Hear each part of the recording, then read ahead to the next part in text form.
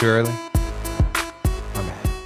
What is going on, Sin City crypto community members? Welcome back to Sin City Crypto Live. I am one of your co-hosts, David, and we are coming at you from our studio here. And it's not as hot as it was yesterday, Las Vegas, Nevada. Before we get into the content, quick disclaimer, nothing that we say on this channel should be taken as financial advice. So please, as always, do your own research. That being said, I'd like to introduce you to your other co-host, Big Rob. What's up? Hola! It's your boy, Big Rob, back in the house. Welcome to Sin City Crypto. If it's your first time checking us out, we are an entertainment-focused cryptocurrency channel where we take the old, the boring, the stale information, and we package it up in a fun and sexy way. Also, here at Sin City Crypto, we don't just do the live streams. We also do deep dives. We also do YouTube shorts. And we also do sporadic content that we don't even really know much about. Or wait, what? We don't have a game plan. We just sporadic videos. We just throw stuff up on the internet. We do? We do. If you get breaking news, perhaps you don't want to miss it by hitting that notification bell. And also liking the video. What was that metric called again? The notification subscriber. Notification bell subscriber metric. Yes. To subscriber. We're going to coin that term. A great one. Yeah, it's only like 10% of our viewers or subscribers are have the notification bell checked. So. Come on, guys. What the hell, bro? It's a cloudy day in Vegas. You know what that means, right? Cloudy with a chance of meatballs. Where does that stupid? It's a movie, bro. It's a kid movie. I get that. Is that where the saying came from? Yes. What kind of meatballs? Italian meatballs? Rocco, what do you say? Is I like how I randomly pull Rocco into conversations when it has to do with pasta in Italy. Is meatballs really Italian, or is that just like an American Italian thing? I mean, it depends on the region. We have a meatballs, but we eat differently and never in the pasta. Never in the pasta. Hold on. Time out. Breaking news. Now, this is why you need a notification bell on. We're going to do a video. We're going to do a deep dive on the misconception about the partnership between meatballs and pasta. No, we're not. No, I tell you something. Why, if you have a bolognese sauce, which is ground meat, you want to add the meatball in the pasta? Because double meat's better, bro. Yeah, no, that's American, bro. We do it big in America. Yeah, you're like, you know what this needs? It needs bacon and extra cheese. Throw an extra patty on there. And you know what? Let's stick another bottom layer bun in between. Throw some sausage links in there. Oh, man, off the beaten path already. All right, so before we get into the show, we had a really good weekend. So pull out my laptop, Rocco. Just some stuff we did over the weekend. So you guys saw our Twitter post. The man himself, Ben Armstrong from BritBoy Crypto, was in Las Vegas. We coerced him to come to our studio. Just kidding. He stopped by our studio. We hung out for about an hour and a half, 2 hours. Super, super cool guy. Yeah, he also came here with his lovely wife. Yes. Bethany. So, Bethany, welcome. Pleasure meeting Bethany, and we met BitBoy a few times, but what if always... he didn't want anyone to know his wife's name? You doxed her. Ben, we apologize if you didn't want your wife to be doxed. My bad. This is all on Robin. No, I think it's pretty public. Anyways, also, Sin City Crypto minted a Disco Kitty. Yoo-hoo. So super excited. We actually, so the cool thing about this project was Forrest and his team, they allowed the community to create them. And then they all those creations went into essentially a pool where when you went to mint, randomly you got one. So we found out who made this one. And so that's pretty cool. Pretty unique. I haven't seen it yet in the NFT space. But then again, not surprised with Forrest being who he is and what he's done in the space. Not surprised that he would be one of the first to do this. So super excited about that. So also, I beat my kids 7 times in a row in the game of Speed. You ever play Speed? Whoa. You know, all I heard was I beat my kids 7 times in a row. I'm like, dude, what the hell? Card games, bro. Card games, all right? I mean, Rocco, was I the only one thinking that? I was like, all right. You have selective hearing. You're like my wife. You only hear what you want to hear. That's why I got Rocco with me. Rocco, love you, bro. Okay. Robin, how was your weekend? It was good, man. Yeah? You cooked some more Chilean sea bass? No, actually, That looked bomb, by the way. I'm not going to lie. That looked really I good. cooked a rack of ribs last night. Actually, What kind of ribs? Baby back ribs or adult ribs? They were Colorado, man. If you're gonna go ribs, you gotta stay away from Australian and New Zealand. They get a little funky. A lot of that. They don't feed them that. Just like lamb, right? Lamb, you want Colorado? What? There's New Zealand lamb chops. There's Colorado lamb chops. Is that you're talking about ribs? Why are you looking at me like I that? said lamb. You said What is ribs, lamb? bro. What's the lamb? He said ribs. No, You said ribs. I said I That's cooked why I a rack said of lamb. Did I say lamb or ribs? You said ribs, bro, because I said baby back or adult ribs. Chat, help me out here. Did he say ribs or did he say lamb? He said ribs. It's got to be. It has to be ribs. Anyways, So yeah, I cooked a rack of lamb, like I said the first time. And No, you did not say And the you first said where did I? Where you from? said ribs. See? Did I say ribs? Yes. Looking at me like I'm crazy. Okay. Well, apologize. Hey, apologize to me too. No, he's apologizing. You're So yeah, I cooked a rack of lamb, and from Colorado. I'll pull up a photo of it later when David's rambling. yeah. Yeah, really good. Also, shout out to our friend DZ. It's his birthday today. So DZ, if you're watching, happy birthday, my friend. Sucks to have your wrist in a cast or a sling or whatever it is in, but you know. could be worse. Speaking of shout outs, let's go to the chat. So roll call. First in the chat, why you loud? Gang. We got Marky Mark, Destroyer, Broke Yoshi, Hold Andre, on. You skipped Daniel. He was number 2 in the chat. Daniel, Big Chili Willie, Stereo 2 on the ones and twos and in the chat. We got Tox, Nordy, also Andre up in here. You missed my boy Steph Curry. Shizzy, Steph Curry, Hindi, Fino, Luis. We got Sir Babe, and then Salvatore Redman, Militello. Salvatore. We also got John, Crawler, and yeah, I think that wraps it up right there. Marky Mark. Big Rob is now Big Rib. Big Red. That's right. Also, looks like we have a new person, Crypto Neck. Crypto Neck. We have Crypto Face. We have Crypto Neck. Where's Crypto Legs? Yeah. What is it? Can you put the crickets on? This is even bad. You said what we need is crypto legs. We need is a new crypto co-host. Perhaps one with a sense of humor. Crypto Toes. So, And my boy Wheelin' Dealin' James Wheeler. What's up, James? and Crypto Neck. Hola! Welcome to Sin City Crypto. All right. That was fun. Well, you know what? I woke up this morning and I happened to look at the Bitcoin chart Oh, God. and it was in the green. You know what that means, right? Your boy go put on the bull horns. Let's go. You're such a cheeseball, bro. You're such a cheeseball, dude. Oh, man. Also, before I forget, today, Robin will be on Around the Blockchain at 2 p.m. Pacific time, 5 p.m. Eastern time. Make sure you come support. Also, our good friend Forrest will be on there as well. So always love just being on the same platform as Forrest. He's awesome. So That's right. you were upset. You thought he was trying to steal the W from you. Man, he's a good competition there. Let me tell y'all something, man. Let me tell y'all Your something. boy got a gift. I got a gift. I got a gift, man. This motor starts right here, bro.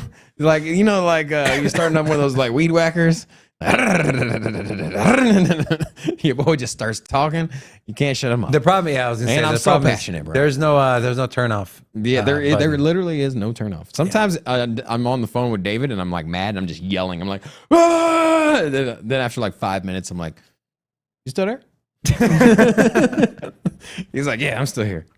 Also, Jason just showed up. Big shout out to Jason. He is our newest hodler member. Hodler. So thanks for joining the club. If you guys would like to support our channel, we have no sponsorships, so we take this and pay our lease here at the studio with it. And you get a little perks. You get behind the scenes videos as well. You get a step-by-step guide on how to perfectly pour milk into a bowl of cereal. You don't want to. It's worth the $3, I promise. It's like, what's going on here? Now, all right, let's get right into it. Let's pull up the charts. We got a new little graphic for you guys as well. So something we've been working on. Ooh. So here, we got a top 10 cryptos. Now, what we left out of this top 10 cryptos is things that you don't care about, like the price of a stable coin that's $1. Unless it's tanking. Unless it's tanking, then we'll pull it up. So we have the top 10 cryptos that are excluding USDC, Binance Dollar, Tether. So these are the real top 10 currencies that you actually care about. So leading the way, we got Bitcoin coming in at $22,048.90, up 3.88% for the day. We're moving, man. And by the way, these update every minute. So yeah, so this is all real time stuff. So a lot of work came into putting this together. For it wasn't that hard. No, it wasn't. I'm kidding. So market cap coming in at over $1 trillion. So we dipped down below the $1 trillion mark a couple days ago. So really excited about that. Starting to see some interest back in the movement. Now my question to you, David, is this sustained or is this a you think this is like a bounce, a bounce before we go further down? We're in a very bad pattern. Rocco, pull up my laptop for my chart. So on the 4-hour chart, this is Bitcoin. We are printing. I may not be a TA expert, but that kind of looks like a bear flag. That is 100%, and it's a massive bear flag. I mean, look at the width of this channel. You're talking about 15%.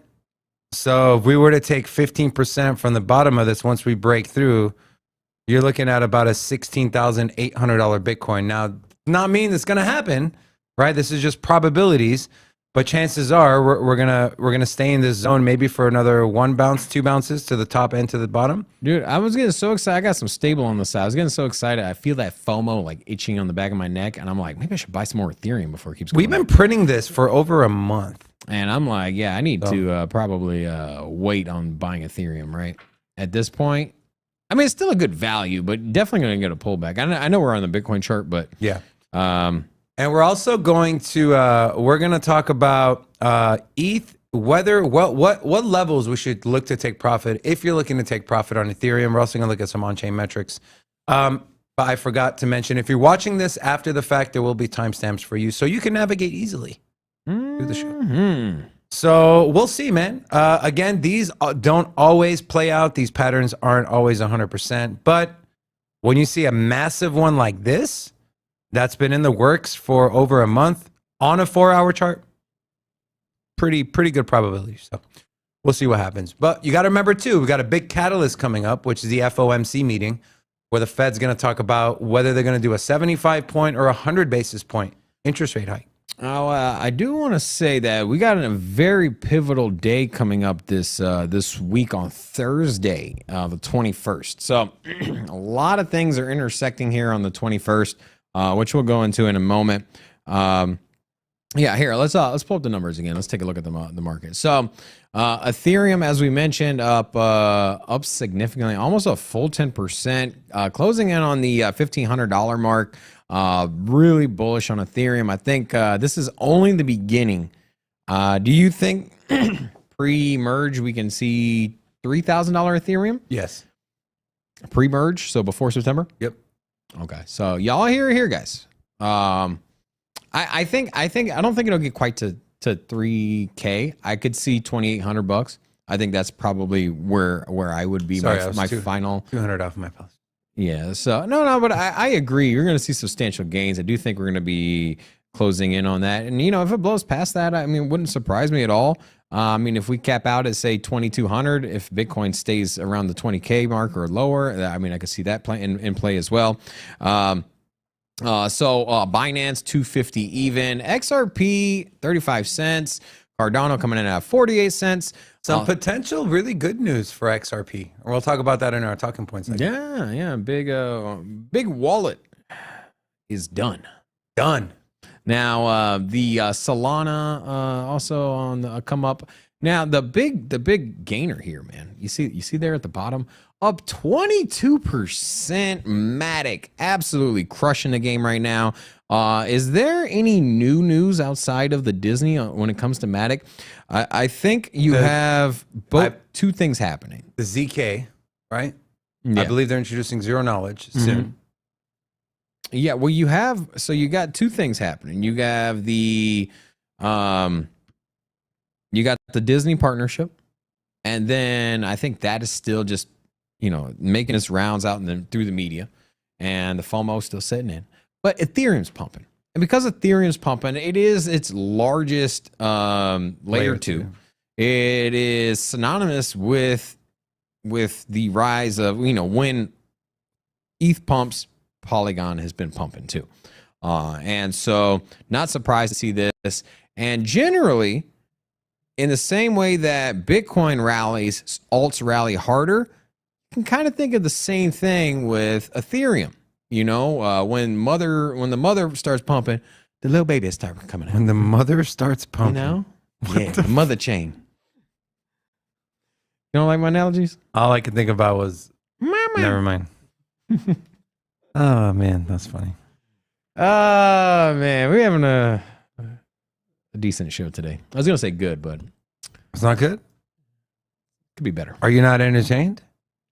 I actually am. There you go. You know what would really entertain me if we open up the club? Yeah. We didn't open up the club one time last week. Not a single damn time. And I'm done with this screen here. You're done with the screen? But yeah, you know what?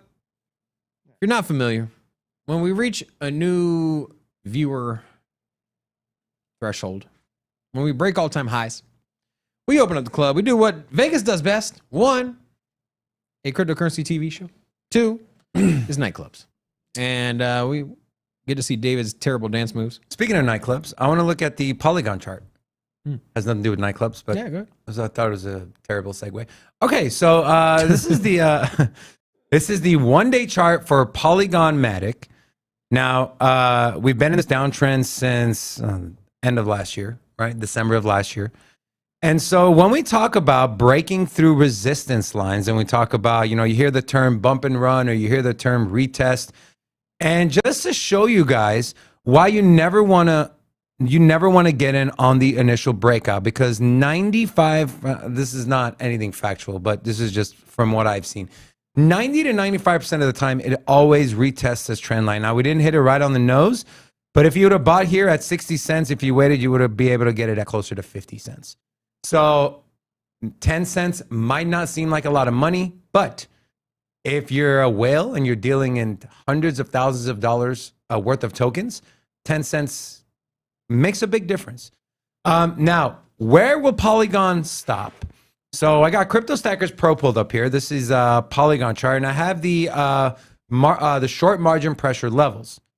Now, I took the local high from May 3rd, which was right around $1.07 or $1.17, and we blew in one candle. We blew through the 2 and the 3x short level, and you can see. Was it your birthday? You blowing out candles, bro?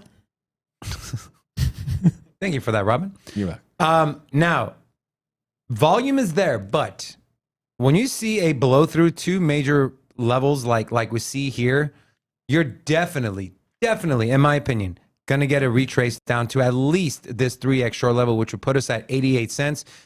If not, on the next day, we should see a print closer to 78 cents. You got to remember the way these works. This takes into account leverage traders, shorters, longers, where they have the most incentive. So right now, there's 3 times more incentive to short at 87 cents and above than there is to short at 58 cents, 70 cents, 78 cents. So if you're looking to take some profit and you bought somewhere down here in the green easy bands, you're looking at, if you bought around here, right, when it dipped around here around 51 cents, and you're looking to scalp some profit, and put some money in your bank account, I would seriously consider laddering out until we get to that 2x level.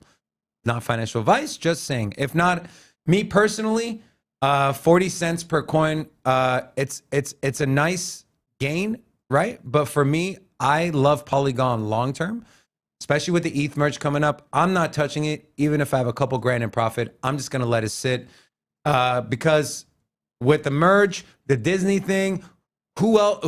Like, we don't know what else they have in the pipeline.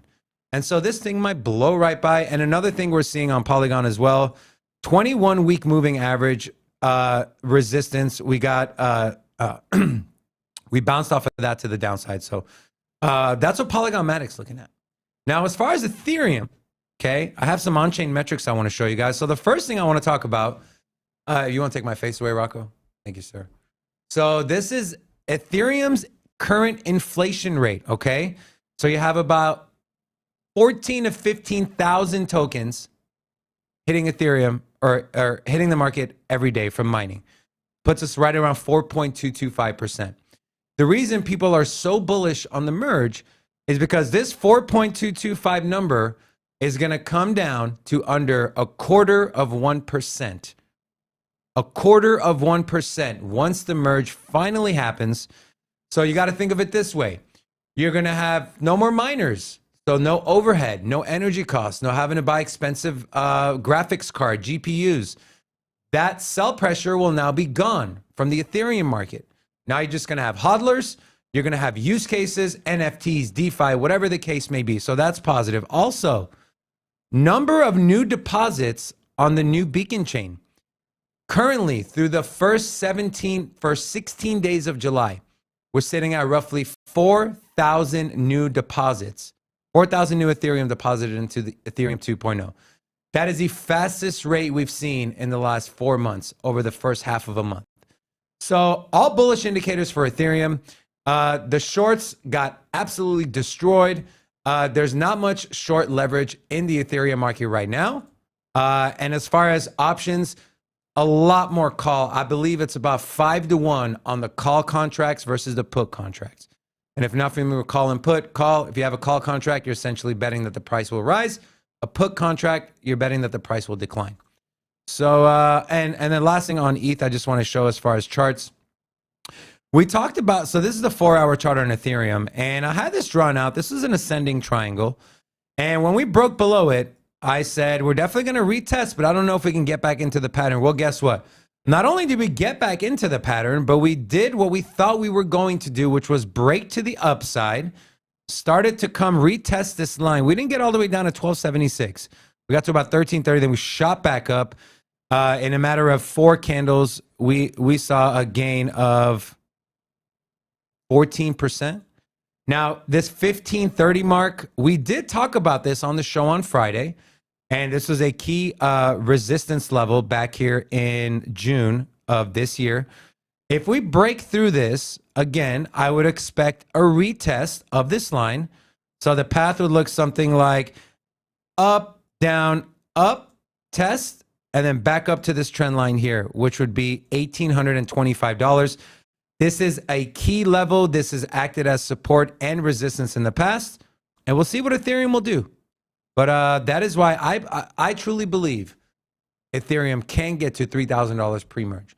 There's going to be enough hype. There's going to be all the analytics of Ethereum are going to change to the positive side. And if DeFi gets back going, if NFTs get back going, it can. I mean, I watched Forrest this morning. He's talking about its possibility of them printing an all-time high. Is it probable? I agree with him. No. But can I see it? Will I be shocked? No, I won't be shocked. So, Robin, done with my choice. Getting back into kind of the sentiment of the market, we got the fear and greed index sitting at 20. So yesterday we were almost above the extreme fear. Extreme fear mark is at 25. So you're starting to see this number gradually go up. So if you were to think about it as a chart, lower low or higher highs and higher lows, and so we're out of the teens, we're out of the low teens, the single digits, And I mean, you look here last month, we were at 6. So just to put in perspective, how much things have changed as far as sentiment in the last 30 days. Taking a look at the traditional market, everything's kind of flat right now. So NASDAQ, S&P, Dow Jones, all down or all within less than 0.2%. So I think a lot of people are waiting for some numbers. We do have some couple things coming out. So earlier, I made a reference to the 21st day to watch. So here we'll take a look. I got some things I pulled aside and highlighted. In Asia, Asian shares inched higher on Monday, following a much needed bounce on Wall Street, but nerves are stretched ahead of a near certain interest rate hike in Europe. So Europe is about to have an interest rate hike. And now, with that said, it's also another thing coming out of Europe. It's shaping up to be a fraught week for Europe as it waits anxiously to see if Russia resumes the flow of gas through the Nord Stream 1 pipeline on July 21st. This is our first reference date to July 21st. On a side note, with this Nord Stream 1 pipeline, so if you guys are missed out on our discussions on this on Friday, or just kind of out of the loop in general as far as what's going on in Europe with this gas price line thing, couple things. The pipeline that supplies Germany gas comes from Russia, and this Nord Stream 1. And because of all the sanctions and what's going on there with all the geopolitical situations, there's a worry that they're not going to have any gas, and Germany is highly reliant on this gas pipeline from Russia, and so they closed it. They closed it down for maintenance. Now this happens every year, so every year they close it for maintenance for about 2 weeks or 10 days or something like that, and then they got to clean it, repair it, whatever. July 21st is when they're supposed to revamp. They're supposed to now. There's a lot of buzz going around that they've already turned off the gas line. And so they're worried they're not going to turn it back on. And if they don't turn it back on, you're going to have some issues. So here, going back into it. If the gas flow does not resume, European gas prices will surge, prompting Germany and others to enact power rationing. Gas and power rationing? Gas and power rationing. And then this will pretty much guarantee a deep recession and at least Germany, if not the greater part of Europe. And it gets cold up there, man. Can you imagine telling a family like, "Hey, you can only have a heater on for 2 hours a day"? Yeah, terrible is that? So and Europeans are a little bit more reliant on natural gas. It's part of cooking, heating. Your dryer runs on natural gas too. A lot of people don't know that. Anyways, I an interesting thought here. I want y'all to look at this, and I'm not gonna make this political. You can have your thoughts on certain people, but kind of funny. I'll just say that. Kind of as you see here, these two people here. This is the German Council. This is one of the world meetings here. I think it's the G7 or one of those. I'm not exactly sure which meeting it was, but anyways, United Nations. It's one of the United Nations. Either way, a lot of the global countries there representing, and these here are the laughing representatives of Germany. This was pre all of this, so watch. Sure, I'm unmuted. Germany will become totally dependent on Russian energy if it does not immediately change course. Look at him all smiling and laughing. Like, this guy has no idea what he's talking about.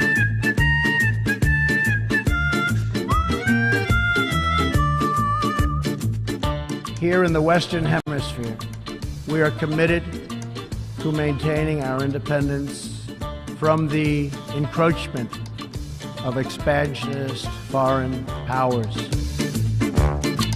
That's a lot. So What? so you have What I our, don't, at the time, the leader of our nation, which we also a pretty good idea what's going on with energy. We're the second or third largest exporter of oil in the world, and so we kind of have an idea about what's going on with energy infrastructure. And so, you know what? I mean, I get it. A lot of people don't really. There's a lot of people out there that don't respect Trump, I guess.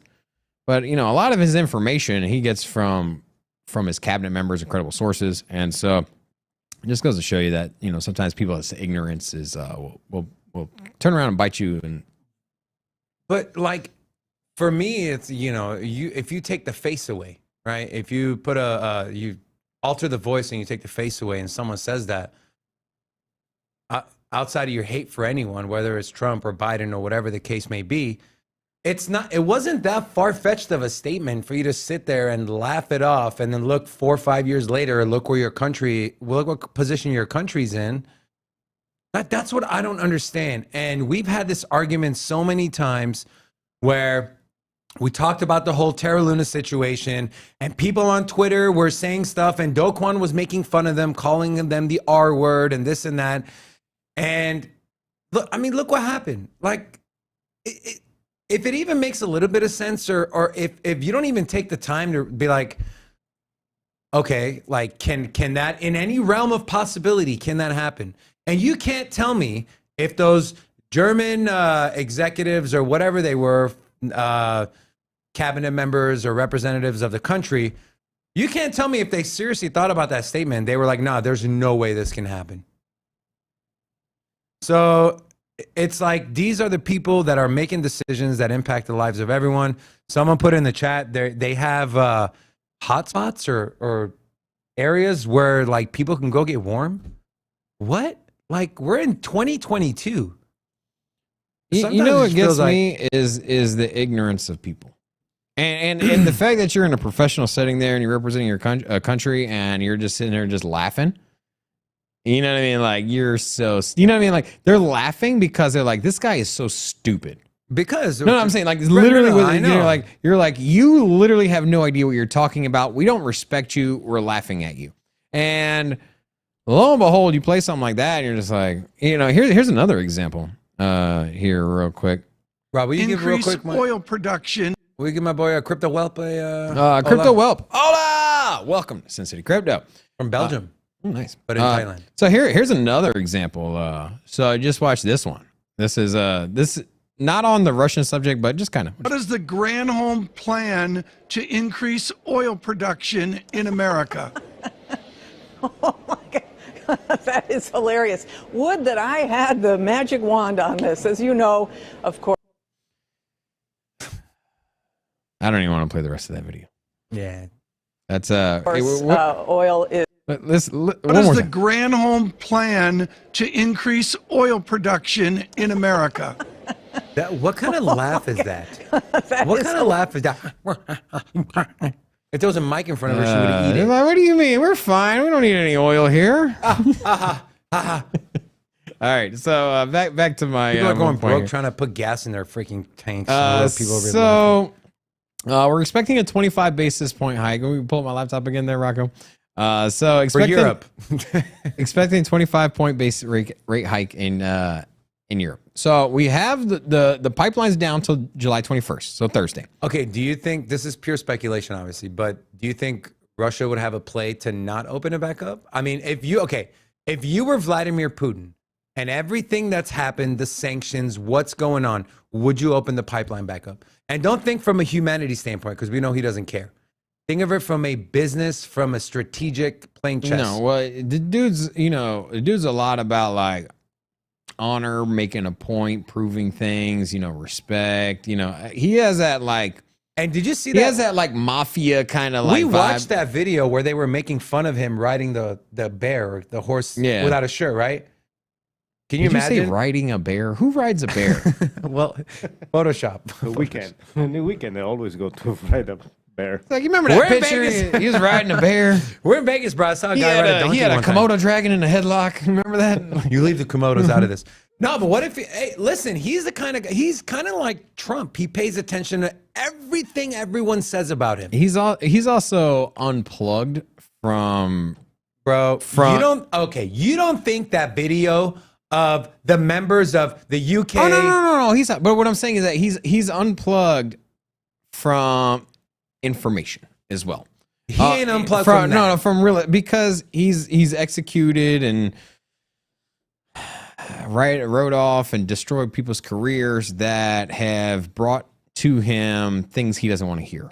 And so because of that, he only surrounds himself with people that are going to support his own narrative. Yeah, to support his narrative. But so 21st, you got the big deadline. So that's not it. So also on the 21st, I pull up my laptop again. You have the EU is set to do their rate hike decision, which they were thinking 0.25, could be more. July 21st as well. Also, Bank of Japan is also going to be doing the same things. So you got Japan, which is was it number 3 economy, and then also Europe, both on the 21st, and then I think I had something else on the 21st. I don't exactly remember. I think that's it. I believe. You think 25 is enough? So you have a couple things happening. So you have the pipeline, you have the Europe interest rate, and Japan's interest rate announcements coming all up on the same day. So yeah, that's all I got, man. That's it. That's it on that, man. You never answered my question. What was your question? About Vlad. What about him? Well, if you were Vlad, would you turn it back on, or would you make a point? Oh, yeah, and make people freeze to death? No, like I said, he's a man of integrity, and he feels like he's been betrayed by the people around him, and they've basically like stopped him from trading with everyone. And so at this point, the pipeline's already off. I mean, at this point, he can be like, somebody's gonna come up to him like, "Should we turn it back on?" And he's gonna be like, "You know what? Screw Wait that." 1 minute. You know what I can see? I can see him posture, and I can see him. Oh, we've run into some maintenance issues. We have to keep it down for another 3 days and another 2 days. So he can make a point and say, hey, you keep messing with me. You keep throwing all these sanctions, whatever the case may be. And I'm not saying this in agreement with him. I'm just saying, if I were to put myself in his shoes, knowing the kind of person he is, that's what I assume he would do. So, which sucks for people in Europe. Yeah. But maybe if they didn't have people laughing at, the president of the United States, whether you hate the guy or love the guy, when the president of the world leader, right? The president of the world. The president of the free world leader, whatever. You know what I'm trying to, what I'm trying to say. Yeah. When he talks, right? He's not just conjuring his own opinion. Like these presidents literally every single day get briefed on the threats around the world, what's going on, implications, extrapolating if this continues, what could happen, and you sit there and you laugh off. Well, he did make some brash comments. I'll say that's what I'm saying. When he was all like, "We're building a wall, and Mexico's paying for it," like, come on, bro. What I'm saying? He was very polarizing. You either loved him or hated him. Yeah. There was like no in between. You know what? I'm definitely not the biggest Trump supporter, but I love watching that man speak. Man, you know what? The media loved it too, dude. The media. When I was trapped at home and with the pandemic, wouldn't let me out of the house to go shopping or even buy groceries. You know what? Those press conferences with Trump, those are priceless, bro. Those would be memories I keep forever, man. Every time there sometimes was I'm like, there would always be. You knew there was a headline coming. Yeah, I'm like, oh, what's he gonna say today? Yeah. All right, Rocco, he's all like, yeah, bleach. Don't drink bleach or drink bleach. Lysol. Lysol. Hot take. Let's go. It's hot.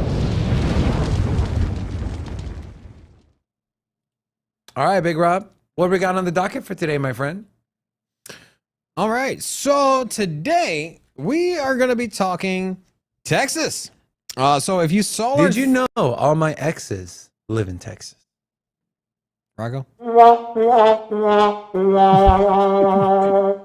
How many times have I backed you up, bro? How many times, Rocco, But have you I backed called your for ass it. up? When he said you can't drive, I backed you up. When he talked about the meatballs, I backed you up. When he talked about coffee, I backed you up. But this one was pretty bad. You know what? It's a song. It's know- a song. you know all my what? exes. We know what it is. pretty bad. Though. Chat, help me out. These guys are straight hating on me. You know, I got enough. I got You know, Kenny G's my biggest hater. Speaking of driving, you know, we were here yesterday, obviously on a Sunday, typically not here. Right? And Rocco pulls up, and David looks at me. He's like, Rocco drove here, huh? See, he does know how to drive. And I was like, he's only driving because it's a Sunday, you know, traffic out there. And You're such an idiot, bro. I actually have a picture. I took a picture of him. he took a picture of him driving. You have a proof. Oh, you guys got a proof now. All right, set up the hot take. I'll pull up the picture. All right. Okay. So Texas. What's going on in Texas? Real quick to set up this hot take, we're gonna pull up my laptop. Experts concerned that Texas power plants will start to die amid heat wave. So there is a big heat dome, heat wave, whatever they're calling it nowadays. Global warming. Anyways, it's hot down there. And so people are grinding out their AC units. So the power grid in Texas not doing well. Crypto mining rigs have been shut down earlier this week to prevent blackouts. There's been price hikes. Experts are worried that the state's power plants won't be able to keep up with energy demand. Things are looking bleak per the executive director of the Power Advocate, the Competitive Power Agency. We have an aging fleet that has been running harder than ever. So you have energy concerns, just, you know, taking crypto out of the picture. You just have energy concerns whether the grid can even keep up with demand with people running all their ACs. And then just to circle back, the Bitcoin miners of Texas have suspended operations. And you have companies such as Riot, Argo, Core Scientific. The biggest players are basically, a lot of them are hubbed or have most of their operations in Texas, and they have all shut down. Also, so citing disturbing levels of power used by crypto miners, a group of Democrats led by Senator Elizabeth Warren is yes, Yo, baby girl. My boo boo. Yo, girl. All right, so my boo boo Elizabeth Warren is urging the EPA or Environment Protection Agency and the Department of Energy to crack down on the controversial industry. Now, calls on regulators to compel crypto miners to disclose their carbon emission and energy use. So you have what is a lot of turmoil going on in the mining sector. And so Texas is one of the largest players when it comes to mining. So a couple of things happened in the last 12 months, the last year. You had the China mining ban. And so what happened was a lot of these miners moved away from China and reset up in the U.S. And a lot of it stems from stability. And you know that geopolitically, you're not going to have any problems here in the U.S. You're going to be able to mine. So like, hey, let's set up here. And, lo and behold, that's actually false. That didn't happen because a lot of these miners set up in the state of New York. So this was a few months ago. You can see this is the hash rate per state here. So the leader in the hash rate going back to January was New York State. So almost a full 20%. And then you also have the likes of Georgia and Kentucky, also Texas, a big player. So what happened was New York State put a ban on all mining that was deemed not green. And so, forget the fact that they have one of the world's largest hydroelectric dams over in the New York by the Niagara Falls. Right. So anyways, a lot of these companies moved and went to Texas. And so, there's no exact number on it, but it's estimated that they're well over 20% on the hash rate in Texas. And so I'm done with my reasoning here. Now, my hot take to you is, one, will the Bitcoin network see any vulnerabilities with not only the shutdown of the largest contributing state to the hash rate, literally just turned off, and you have the likes of Elizabeth Warren, who is rallying the troops to try to put more bans that we've already seen in the likes of New York State and across more of a broader United States. Do you think that Bitcoin's in trouble? Do you think the hash rate's in trouble? We're seeing the hash rate drop. You're seeing the miners turn off. Miners are basically working at a loss right now, or most of them are, and unless you have the up to date newer ASICs, and well, all the ones that were shut off at 20K and 21 are back. Yeah, assuming the price is rallied, but this is sustained. If we see a situation where the summer drags on, okay, and the power grid's strained, Bitcoin drops down to say 16 grand. Miners are turning off even more. Elizabeth Warren gets her way. Is Bitcoin doomed? No, it's not. And it's not, because and this is the best example by far. If a country with over 50% of the Bitcoin's hash rate shuts off Bitcoin mining and Bitcoin is fine, if a state with 20% does it, it's going to be fine. Here's my thing though. And Steph Curry brought this up. It's a double-edged sword. And it's like these people in Congress just can't. I don't know if it's even possible to pick a side. On one point, you're worried about climate change and you want to go renewable and electric, and on the other point, you're like, oh, the electric grid's in trouble, the infrastructure's crumbling. Well, then what are we doing then? What are we doing? I can make a point that Bitcoin mining would actually help in the long run maintain and build a stronger infrastructure of our power grids in the entire country of the US. I mean, you have companies like Riot, Marathon, Core Scientific, name them. They are in it to make money. They mine Bitcoin to make money. So they will always be looking for a more efficient and greener way to mine Bitcoin. If they can mine Bitcoin doing wind, solar, hydroelectric, nuclear, whatever the case may be, they're all better than coal. They're all better. And I don't know if this is 100% true, but they don't emit as much CO2 as coal burning does, right? The traditional ways you get power. So I can make the argument that it's good. And so if you're sitting here worried that they're going to ban it, the beauty of Bitcoin is if one country bans it, guess what? There's 200 and some other countries. So we don't have to worry about one country or one region just completely destroying cryptocurrencies or essentially wiping Bitcoin off the map. Because guess what? Again, there's like 280, 300 other countries that might welcome it, that might welcome the tax revenue, that might welcome upgrades to their infrastructure. So I think we'd be stupid. I think people like Elizabeth Warren would be stupid to try to put a ban on mining. Now, if you want to... You talk about my boo-boo lady. You want to push them?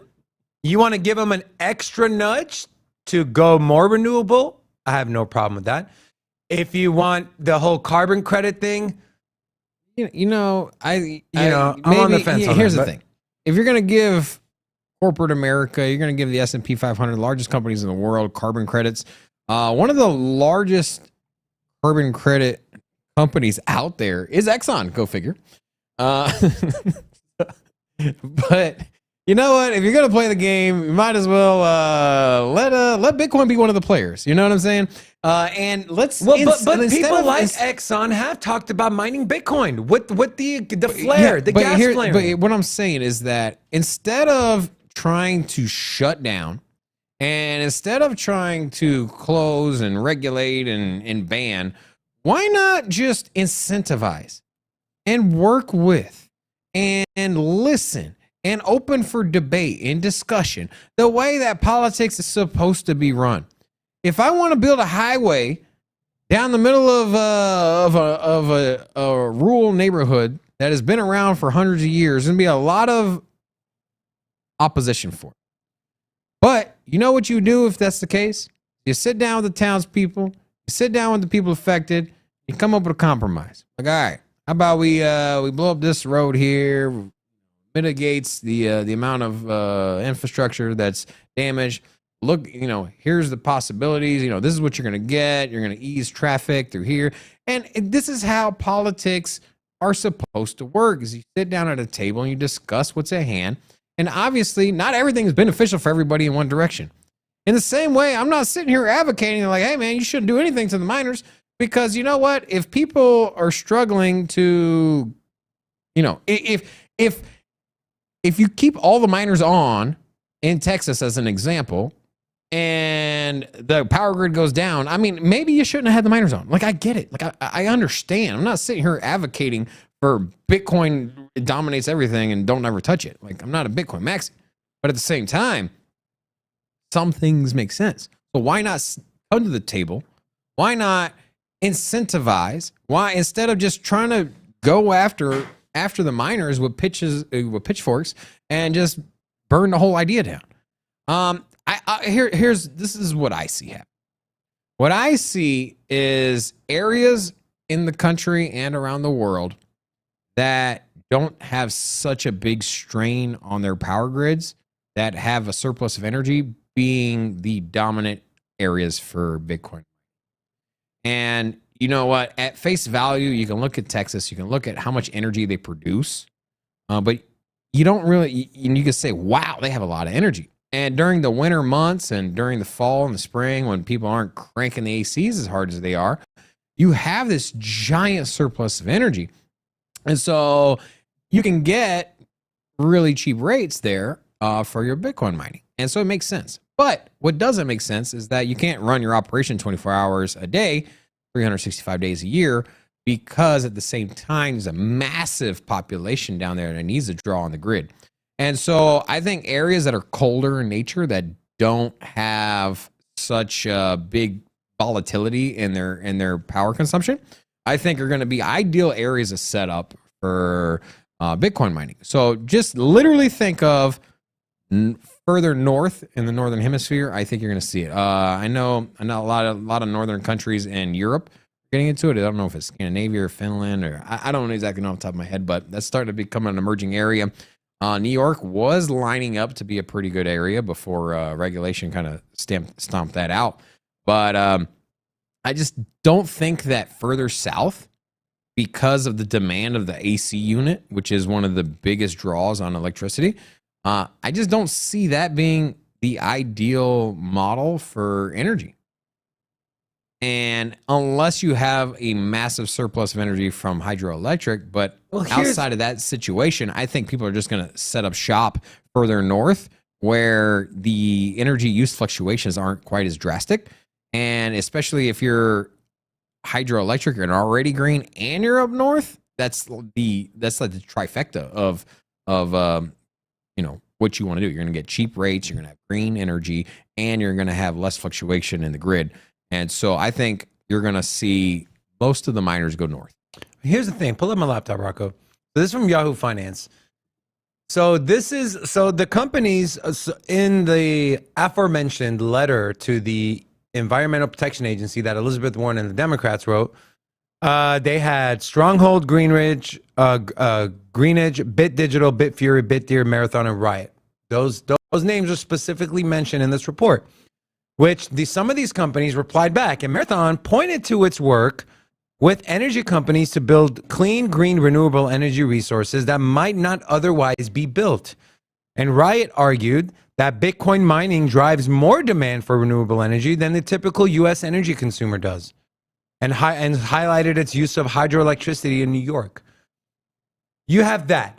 You have these oil companies like ExxonMobil, like BP, come out and say, do you guys understand how much emissions come from gas flaring? at the refineries when they refine and they burn off the ethanol or whatever the process is. That smoke you see, these miners are trying to harvest that smoke and turn that into energy to mine Bitcoin. Whereas that would have gone to waste. That would have just turned into CO2 emissions and harmed the climate. So you wouldn't get these ideas. You wouldn't get people putting money into stuff like this if it wasn't for Bitcoin mining. You're talking about some of the smartest people in the space who understand technology, who are in it to make a profit. You know, And you don't have to pay them. You don't have to pay them. There's no incentive program. There's no government credits you're giving out. It's just they're looking for a way to minimize their liabilities and maximize their profits. And so if that means they're going to spend money on research and development, they're going to spend money putting up solar and wind turbines and hydro, whatever the case may be, it's of no detriment to you, U.S. government, or any other government. It's actually to your benefit. So stop looking so short term, because short term, yes, Texas had a strain on their grid. Guess what? Bitcoin miners unplugged. So what's your excuse now? Mic drop. and then just to, I know Wheelin' Dealin' James Wheeler said that Riot is working at about a $9,000. That's what they pay basically to mine Bitcoin. So that's their average cost To mine each Bitcoin? Yeah, their average cost. Now they also have a lot of. This is Riot? I don't know. Yeah, I don't know if 9,000 is probably on par. The average. So the average price for Bitcoin mining, because so many of these miners have just set up with brand new ASICs, and they've kind of got the new rid ones of are the old, starting to come out too. Yeah, and even the ones they have are still pretty up to date, pretty new. And I think with the hash rate right now, the average Bitcoin price, the cost of about $12,000. So until it gets down to that level, I don't see any major issues. Yeah. Now they are going to they are going to unplug all models that are older, that are a little bit more cost. Which some of them, after a certain amount of time, you have to anyways. Yeah. Regardless of price. So. Yeah. That's just technology just evolves. So are you done talking about this? Yeah. I've been sitting on this picture for a while. So we talked before we got into the hot take. We talked about Rocco driving on Sunday. Still doing that? Pull up my laptop, Rocco. This is evidence. Rocco indeed drives, and he's a good driver. Look at this. He just had 6 shots of espresso and 2 pastries.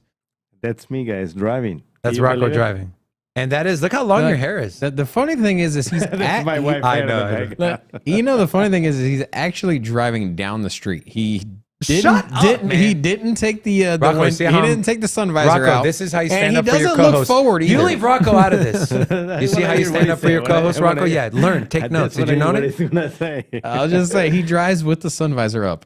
Yes. Yeah, you're such a... I'm such formidable driver. I don't need to watch the street. I He's don't such need a to good see the driver. He drives with the sunshade up. street. You know, actually, I drive with the back camera on. Only in reverse. I drive only in reverse. Rocco, we love you. I love you at least. Robin doesn't love anything but himself. All right, let's move on, guys. We're talking, we're going into the talking points.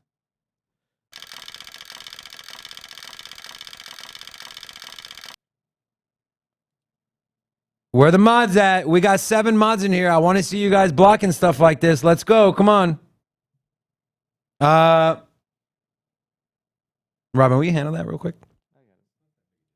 What do you mean it's not that big of a deal? I got to do it. We're going to do this every We're time stopping the somebody show. spams. We stop the show. We're stopping the show. We're cut off, guys. All right, that'll be it for our show today. Just kidding. Pull out my laptop. We're talking Gary the Gun. No. If you're a member of this channel, please use your Gary the Gun emoji. Because my favorite. Gary Gensler outlines what to expect from the SEC on U.S. crypto regulation. Man, God. What can we expect from the SEC in the coming months On the crypto regulatory front, he was asked during a Yahoo Finance Live interview, to which he responded. More broadly, the public right now would benefit from investor protection around these various service providers, talking about the exchanges, lending platforms, and the broker dealers. So we at the SEC are working in each of these three fields, which I mentioned, and talking to industry participants about how to come into compliance or modify some of that compliance. He goes on to say, we do have robust authorities from Congress also to use our exemptive authorities that we can tailor investor protection. Securities watchdog, he noted that securities watchdogs can even tailor what the disclosures might be for tokens themselves, adding that perhaps not all disclosures for someone issuing equities apply to crypto issuers. So Robin, the SEC, Gary Gensler, he says they got congressional authoritative power. You think he's going to use it? Probably. What are the odds that he will overstep his boundaries? I think he already has. I mean, he is literally the sheriff when it comes to regulation in the crypto space, right? I mean, is Elizabeth Warren is making a point or a case. She's in front of Congress lobbying for regulation. There's only one person on the horizon. There's only one person out of the U.S. Government system that is actually dropping the hammer. And it's your boy, Gary Gensler. Gary the Gun. Gary the Gun is David's most favorite nickname. Always messing stuff up. Yeah. So, yeah. And you know what? When you give somebody power, they don't like it when you take it away, right? Okay, look. Okay. Do you agree not all regulation is bad in crypto? Would you like to see a shadow bank, essentially they were a shadow bank like Celsius, have some sort of recourse from the government? Okay, why? Okay, here's a better thought experiment. Why do you want to see regulation in crypto? Realistically, okay. And for if you zoom out, why do you want regulation in crypto? When you say that, because I know you've said it multiple times, you want regulation in crypto. Why?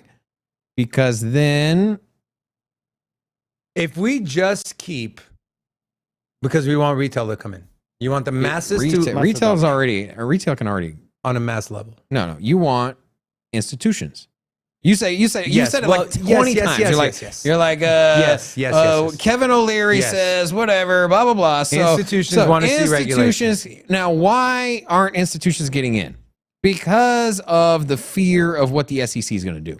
So the problem here is not that we want regulation, is that we want to get institutions into Bitcoin. However, institutions won't get into Bitcoin because they fear the recourse of what could happen if the SEC clamps down and makes things securities. We saw what happened with XRP. And so you can find yourself in a lot of legal issues if you buy crypto right now and is deemed a security later.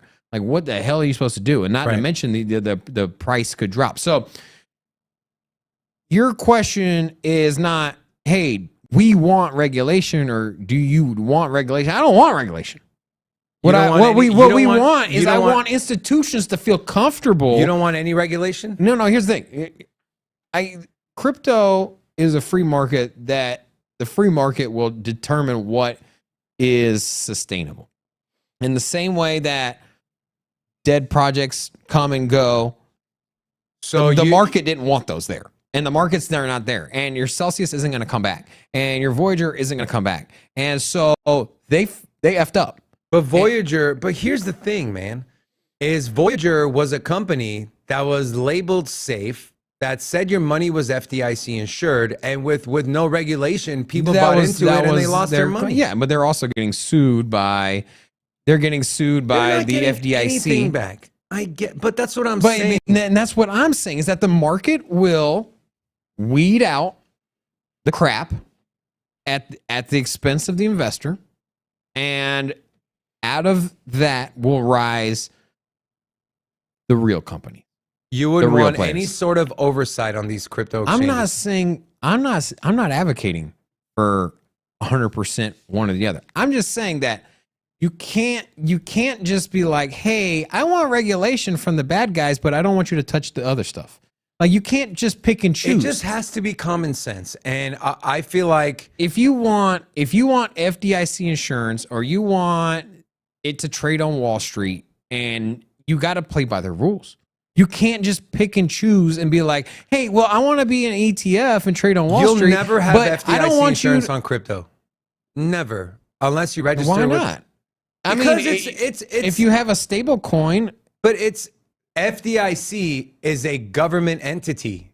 It's and federal. if you have a CBDC issued by the government, Yeah, I'm talking about crypto Okay. exchanges, right? Having your money on crypto is FDIC. You're never going to but see if that. Bank of America custodies your crypto and they're FDIC insured, Crypto would have to be regulated on a federal level, like but SEC, that's what I'm CFTC. saying. If that's what you want and you want that regulation, That, then you got to accept it all.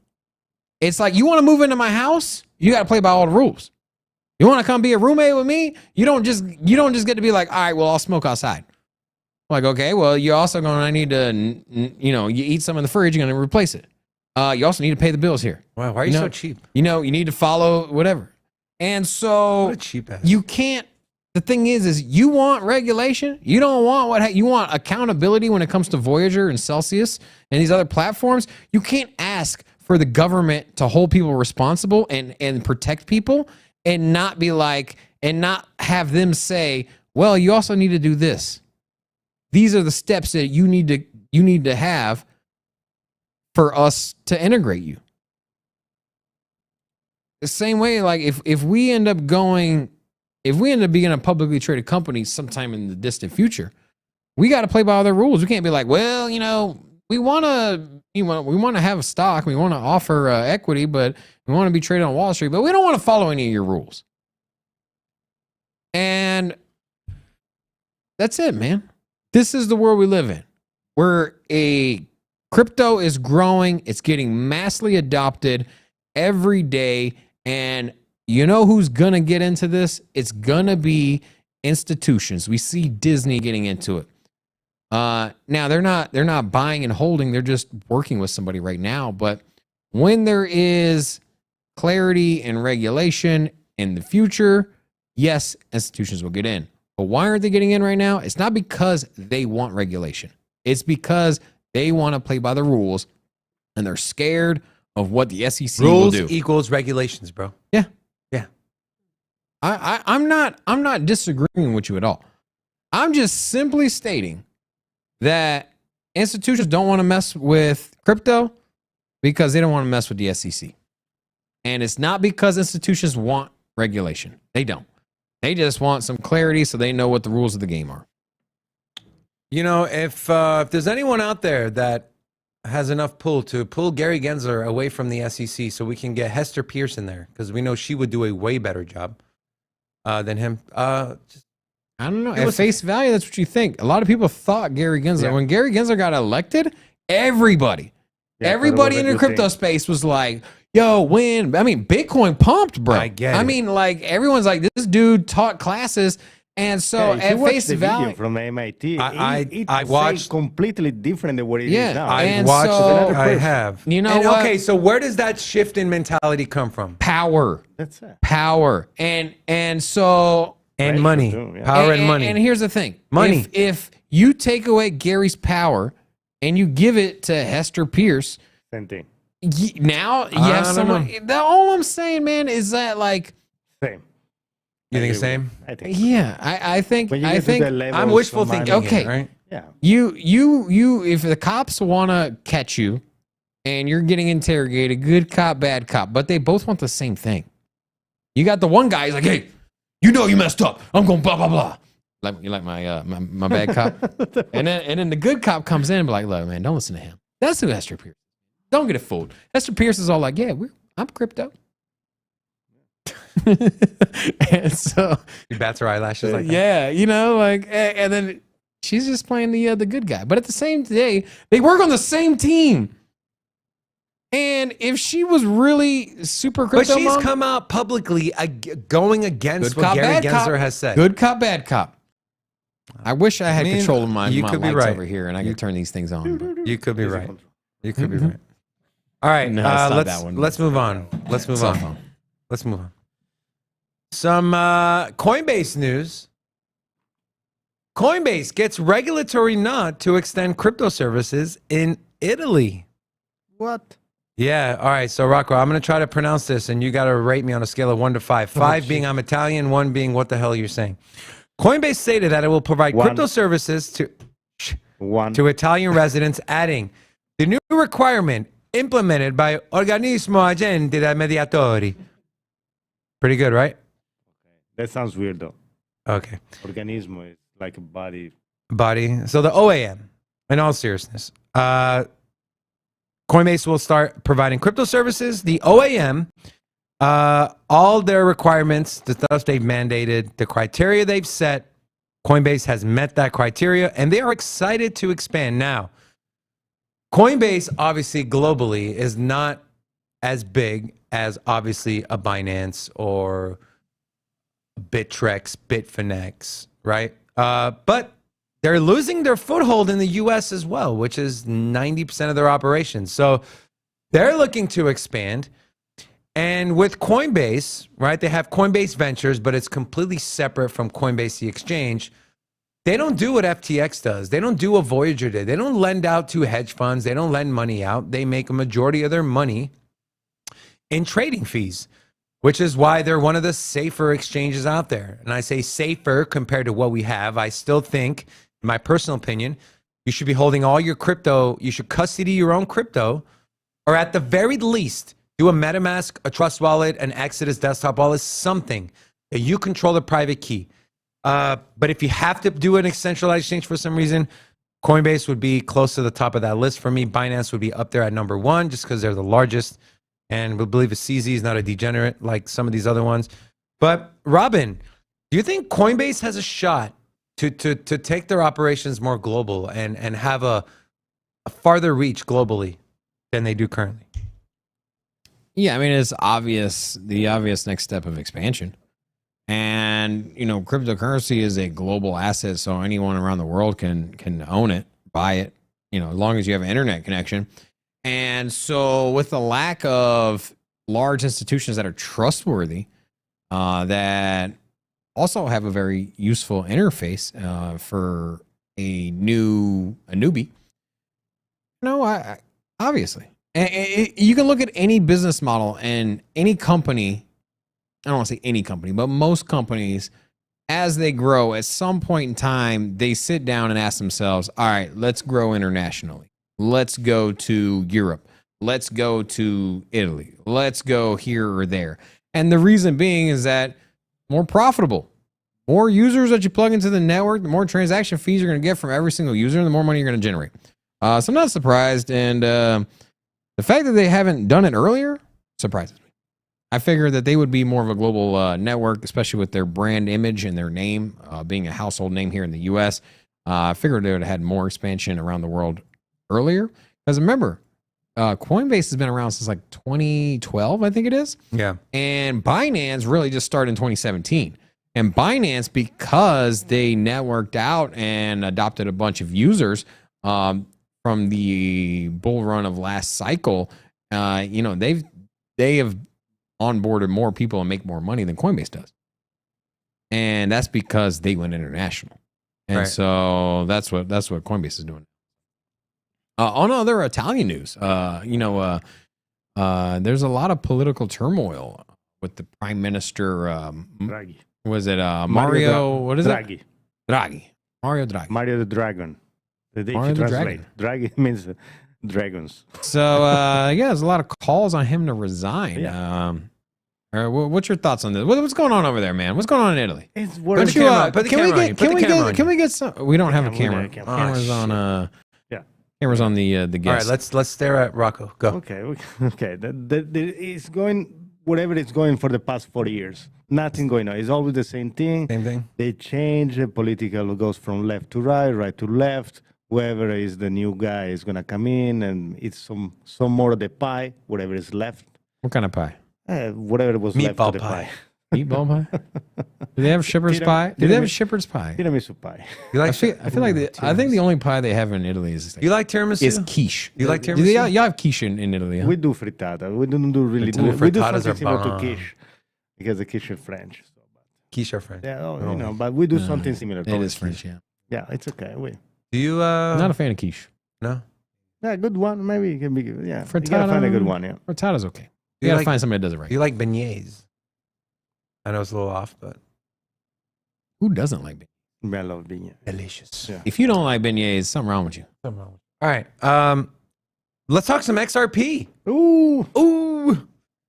Jed McCaleb, the co-founder of Ripple Labs, also the co-founder of Stellar Lumens, also the man behind Mt. Gox, has finally offloaded his 9 billion XRP token stash. Is XRP on the cusp of a monstrous bull run? An 8-year dumping spree has finally come to a long overdue end. The former founder of Ripple sent out his final transfer of 1.1 million XRP tokens, worth roughly $400,000 on Sunday. He had dumped over 1.2 billion tokens between 2014 and 2020. However, he halted that as soon as a lawsuit was initiated with Ripple. And just recently, but 2021, started dumping him again. Now, him fully offloading his XRP stash is envisioned to breathe new life into the XRP market and could boost enthusiasm and propel the price of the troubled token higher. Robin, what's your sentiment on this? I mean, finally. That dude made so much money. oh yeah, big time. He made stupid money. I mean, we're definitely But one of the, XRP is not really pumping. Look at the sticker. Hey, real quick, Rocco, pull up our little thing we have. What is it called, Rob? There you go. XRP is at only up 3%. Yeah, but these things was expected. It was You nothing gotta new. remember- They've Yeah, been for I years. get it. yeah, this but- has been an ongoing thing. This has been eternity. But, you know, he's still at 35 cents. So, you know, they got almost as up. It crossed $1 last bull cycle. And, you know, if it wasn't for the handcuffing of liquidity and trading here in the U.S. due to the SEC's lawsuit, you know, who knows? You could see $10 XRP or $5 XRP, you know, during the all-time high. Yeah. And it missed all of those gains. Is that somebody new here? We got ZT. Hola! Welcome to City Crypto. ZT. Abbreviation.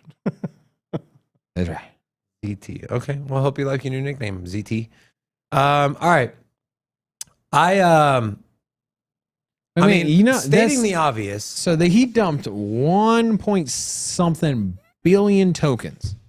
Well, he had a $9 billion or 9 billion token stash. but he sold a lot of them when the price was way down. But so from 2014 till 2020 dumping. he dumped over a billion 1.2. tokens.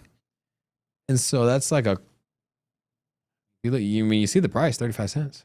Obviously, you know, he started He didn't dump it 2014. all at 35 cents. But Yeah, obviously, but stating the obvious, But those right? they were installments, so you Yeah. have to sell at this. Yeah, he couldn't sell it all at once. Yeah. There was essentially a schedule. timeline. Yeah, schedule. Now, stating the obvious, this sell pressure is gone, but obviously it's not enough to, you know, pump XRP 40-50%.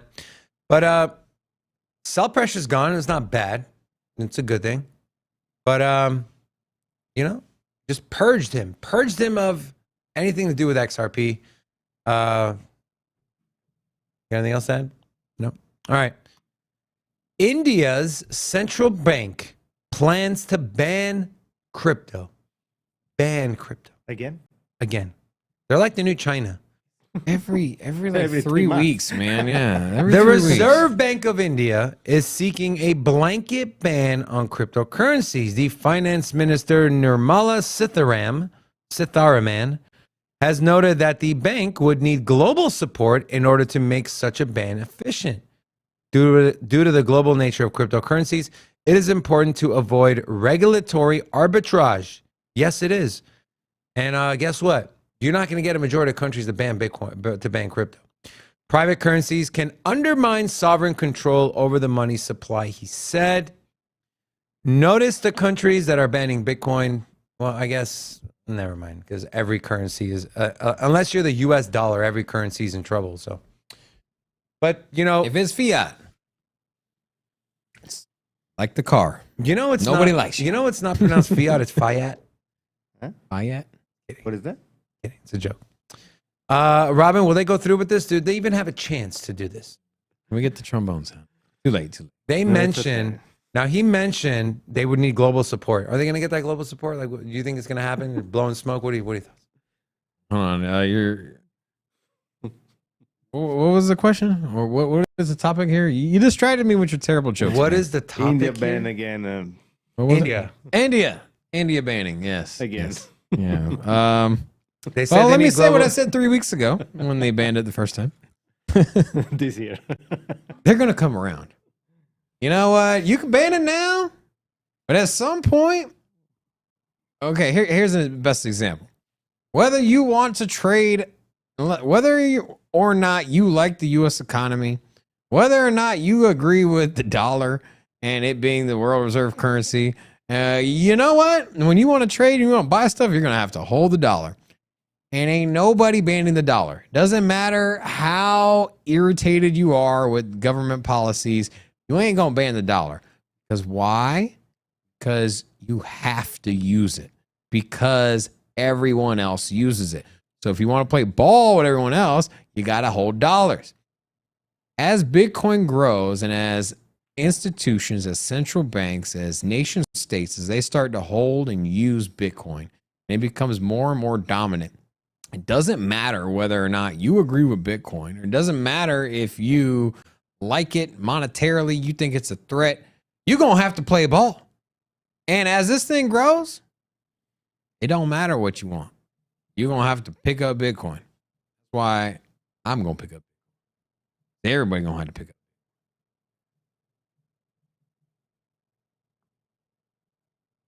All right, let's move on. Last one we're going to talk about, and then we will move on to our last bit of NFT news before we end the show. Crypto lender Genesis. Now, I talked about this 3 weeks ago when the Voyager Celsius thing, okay? So Genesis was in trouble. They were they are the largest institutional borrower and lender to Leiden or Leiden. It's a Canadian company. And not sure who else they have their hands, what other pots they have their hands in, but they had lent $2.36 billion to Three Arrows Capital. Now, here's one important thing to remember. Their parent company, Genesis parent company, is DCG, a giant worth over $50 billion digital currency group. They also own CoinDesk. They also, I believe they own NYDIG. I could be wrong, though. I could be wrong. They had lent out $2.36 billion that was under collateralized. This is a quote from a spokesperson for the digital currency group. Both the DCG and Genesis balance sheets remain strong. Never heard that before. With no remaining exposure to Three Arrows Capital, Genesis continues to be well capitalized and its operations are business as usual. Does that sound familiar, Voyager? Does that sound familiar, Celsius? All I'm saying is take it with a grain of salt. Three Arrows Capital was some $462 million short of its collateral requirements as of June 15th. They tried to sue him. Obviously, they declared bankruptcy. So with bankruptcy, they get a motion of stay. So they essentially can't be sued. Robin, is Genesis next? Like, are we? Okay, here's a better question. Are we done with the cascading? Yeah, are we liquidations? done? You know, it's funny. I was going to actually ask you that, and then you're like, all right, Robin. I don't think we're done. I don't think we're done either. I think there's still one or two or three big players that are scrambling. Huge. Yeah. Now, I think here's the thing. You had immediate repercussions from what started with Terra Luna collapse. immediate repercussions straight over to Celsius. And then immediately afterwards, Voyager. Now, who is treading water that is in the same boat? Obviously, you can't tread water in a boat, but just saying. But who else is treading water here? And you got to think about it. And somebody else can't pay their bills. Somebody else is underwater. They just didn't immediately go under and halt trading. And so you're going to see the collapse of their project. And I think because it's still fresh, man. It was only last month this stuff started happening. And so you had some people that were so over leveraged that just a slight decline in Bitcoin basically blew up the whole business model. Yeah. And that is an extreme. And they were the first people to go. But there's people right now that are underwater that are scratching to just not go under. And all they're hoping for is a Bitcoin rally and generate income. And the thing is the economy's down. You're probably not going to be doing a bunch of fundraising right now. And Bitcoin's probably not going to come back. At least not in the, new all-time highs anytime soon. Oh, and James, thanks for bringing it up, James. By the way, Talks, you were accidentally timed out by Brokioshi, so I don't know if you can read the comments or not, but we apologize. You'll be back. Don't worry. You're not in timeout for any real reason. But James brought up Uphold. I believe Uphold's in Canada, and they just halted withdrawals as well. And Robin, you can one of you can fact check me on that. Yeah, I remember talking to James about this. He said he convinced his brother to remove all his money off of Uphold, and then like 2 days later, they halted withdrawals. So you get to see who the real degens are. While Robin's looking that up, Rocco, let's go ahead and move on to the very last segment of our show, which is our non-fungible token segment, aka NFTs.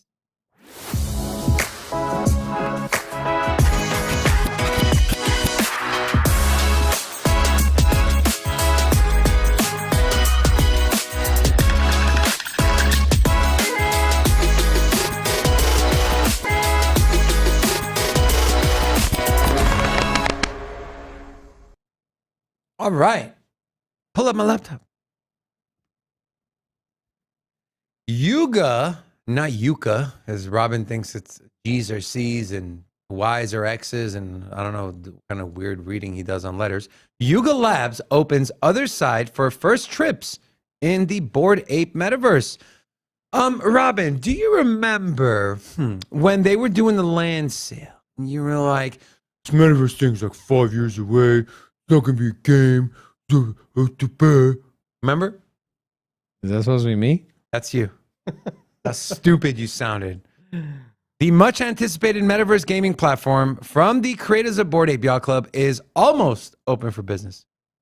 The Yuga Labs developed game invited 4,300 players called Voyagers, which I don't know if I would have probably changed that last minute. Not sure if I would have stuck with Voyagers, obviously, with what's going on. For a first look, tech demo, and tour, all other side players will be required to embark on or view one of these first trips to be able to participate in the game. And I'm going to play a video of the game without sound. So here you fall into a deep hole. This is what Robin does when he's making changes to software stuff. He goes into this rabbit hole. And then here you are. You're falling into a cluster F of just robots. And I believe this is what their metaverse land looks like. And so this was their little first trial. So here's two options, right? If you're developing a metaverse or a game or an NFT marketplace, you can either pay a few $100,000 and buy something that's already essentially bare bones created as a foundation and build on top of it, which is obviously the fastest route, but you can't customize everything from top to bottom, or you can build everything from scratch yourself, which takes long, can probably cost more money, but you can essentially do it the way you want to do it. Obviously, Yuga Labs, they did the former. They paid money, bought something that was already created, and just essentially are building on top of it. There's one more video of the game, the first run, and here it is. Again, without sound. So again, very early, but progress, right? Progress. What are those, monkey robots? Your cursor isn't in the game anymore. Anyways, Robin, share your thoughts. Not impressed, man. You're not impressed? No, man. Okay, what's not impressive? Okay, you got a game engine, you got graphics. Well, where is the metaverse idea? Where is the... I would rather see somebody decorating the land that they bought. I'd rather see somebody building a little house, perhaps hanging their NFTs inside of their property, inside of their house on a wall, like a picture frame. I'd like to see what you would actually be doing in the metaverse instead of just dropping 5,000 people into a hole where they just jump around. Literally, like, you're accomplishing nothing. What do you mean? It's a freaking trial run. It's a test. Well, I'm just saying that if You're I'm just supposed a to, hater, if I'm bro. supposed to be impressed with You're that, a Yuga Labs hater. no, I play video games. You're And you mad- know what? you're mad they free airdrop. I've seen. You're mad they game after game after game Everything in the video Yuga game Labs, world. everything Yuga Labs has done for their holders, you've hated on. The Mutant Ape Serum, you hated on, Hate it. even though you essentially airdropped at the height of Ethereum $120,000 into every single holder's wallet. Hate. On top of that, the Ape Coin, hated Hate. on that too. Oh, that's a Airdropped big another hate. 100 Yep. grand into people's What wallets. does the ApeCoin do? It powers the ecosystem. We literally What just ecosystem? the one you just saw. It's a trial run. Like literally, you're like this. You only see this. Because Bro, when and you this is make hate number something one, worth... hate number two. Let it go, bro. Let it go. Use your peripherals. Take your personal emotion out of it. You sound like a Celsius person right now. What I'm saying is that when you have something of utility that is actually worth a damn, then maybe I will... You don't think this would be worth a damn? You don't think? No, okay, is play I to don't. earn. Is gaming Okay. big? Dude, You're the gamer, right? You took the billions of dollars you've made and you've created a video game. Exactly. How many projects take the millions and billions of dollars they make and just leave? At least they're doing something. Right or wrong? Can you No, at they're least just agree with fishing that? more people. They're just stitching How a are bigger they net. fishing more people? That's all only they're doing. Only the holders can play it. You just Only the holders can play it, so 5,000 For right now, holders. yes. I'm telling you, man, like what I want to see out of a metaverse is not somebody wandering around doing something. Because you know what? All the metaverse games are doo-doo. All of them. You know, Decentraland, doo-doo. They're just not fun to play, man. And Okay, you're that I agree you're with. missing the grand idea. The grand idea is not to make a big land area. There's example after example after example of game after game. There's a library of video games out there where you have this immersive landscape and you have a character that can run around in it. You know what? That ain't the metaverse. That ain't the metaverse. The metaverse is literally you, social media network, in it, hanging out, living your life, and unplugging from this doo-doo world that we have. You This just global you know what environment you thing. really, you should be a politician, bro. Why? You are so good at when you're backed into a corner, pivoting into. I am literally backed into a We're corner. talking This about. is no, a no. corner. We were talking about Wall, Yuga wall. Labs. And We you're were on the talking other side. We were talking about Yuga Labs and how you're hating on everything they do. You turn I'm that just into saying. metaverse. I'm just saying that. Why don't you tell me what the hell you're going to do with the metaverse? Why don't you come up with a roadmap and it's be like, hey, you're going to be able They to are integrate showing this. you glimpses of the they're roadmap. they're showing you 5,000 people drop through a hole. That is not it, bro. That is not it. You got to start somewhere, right? Look at that. You came out of a HP. hole. Robin is 1,000% right. You came out of a hole. You were dropped out of a hole. So was I. So was Rocco. I was a C-section, baby. You were? Actually, sir. so was I. Now that I think about it. Anyways, Rocco, turn, man. Robin, I'll give you. I'm gonna do it for real for now. All Yeah, I'm you haven't done saying it too much is fun that, of it. like, All I'm saying is, Give me- just take your hate blinders off and see. You're like, they don't tell anyone anything in advance. They just drop it on them. Well, here you go. Here's in advance. Yes, it doesn't look super amazing right now, but it's just a glimpse of what they plan on doing. It All looks right? just like Doritos and yogurt. I'm done with you. I am done with you. See if I ever back you up again, Rocco. You're on your own, buddy. I'm on your own. All right, we're losing people here, and I'm losing brain cells talking to you, Robin. We done? I'm done. All right, guys. 2 o'clock. Give them the rundown. 1 hour, 55 minutes. Join us. Support your boy, Robin. Support our friend of this channel, Forrest from Crypto Stackers Pro, on Around the Blockchain, BitBoy Crypto's channel. 2 p.m. Pacific time, 5 p.m. Eastern Standard Time. Rocco, roll the outro. Friends, family, friends of family, and family of friends. We thank you guys so much for joining us. On behalf of myself, Robin, and Rocco, we love you guys. We will see you on our blockchain. If not, we will see you tomorrow. Peace.